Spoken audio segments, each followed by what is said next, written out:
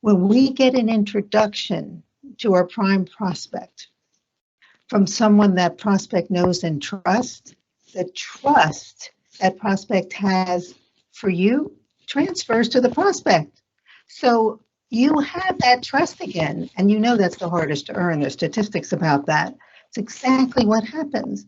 So you get every meeting, and they know why they're taking the meeting. In fact, talking about statistics, I read something the other day that pipeline needs to be 3x, right, what you need, because you'll close 30% of the time. Sorry, I had to laugh at that. No, when you get a referral introduction, this is over 25 years, what people have told me in every poll I do, you close at least 50% of the time. And in the last 5 years, people have said 75 and 90% of the time. So forget about 33%. Yeah, I mean, I think if your close rate is 33%, that's where you need to analyze where are you getting your leads? How are you going to market? I think it forces us, or it should force us all, to examine our process. You know, when I spend time with my team, I try to focus on what's the lay of the land. Where do we have relationships today? What are our key priorities? Where might we have a partner that has a better relationship than we do? Where can we empower them? And then when we're working with our customers and we're trying to do some of these prospecting methods, again, don't focus on the deal. Focus on just getting these conversations, connecting with influencers, understand what are their hot ticket items, you know, what matters to them, but what's the unique voice and perspective that you're going to bring. You can't just go in, expect to get a meeting because you've got a brand logo on your back. That doesn't work.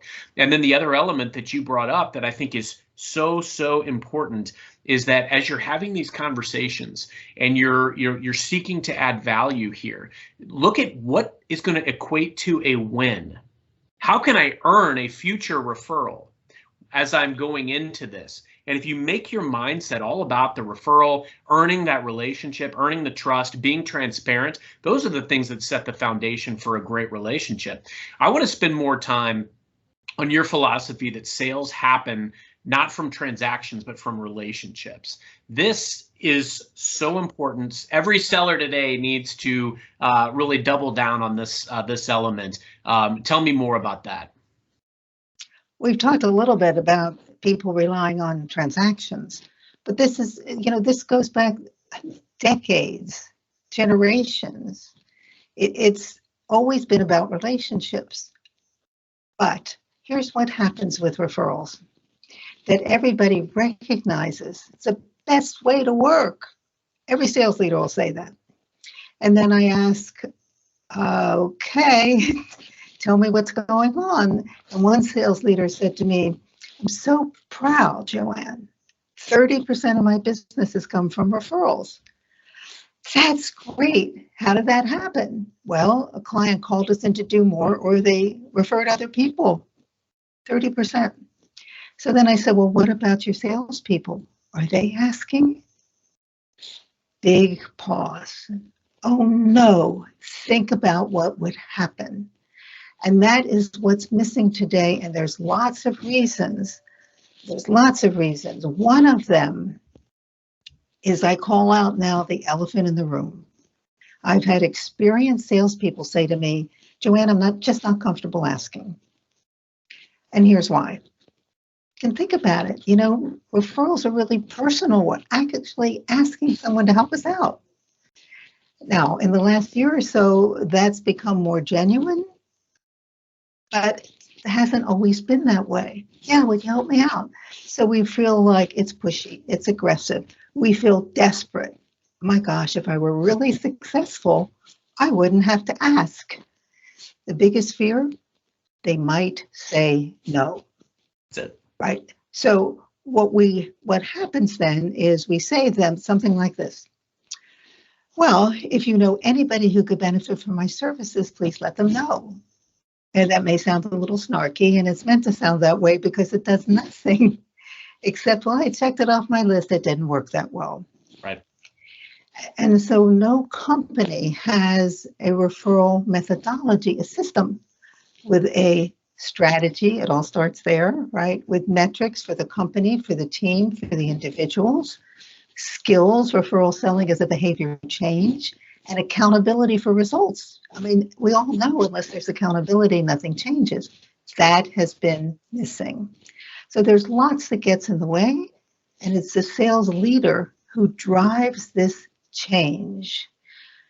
So about a year ago, a client came to me and he said, Joanne, I want you to help me develop a referral culture.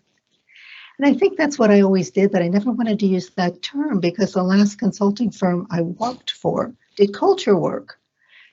It took forever and cost millions of dollars. So I didn't want that translation. And then I found this definition. Culture is what happens when people aren't looking. So it becomes our DNA. It's the way we work. You can't depend on clients to automatically refer us. You know, they're going about their business. They're not mind readers. They may not even know we want more business. I mean, I've had people ask me, Joanne, do you want more business?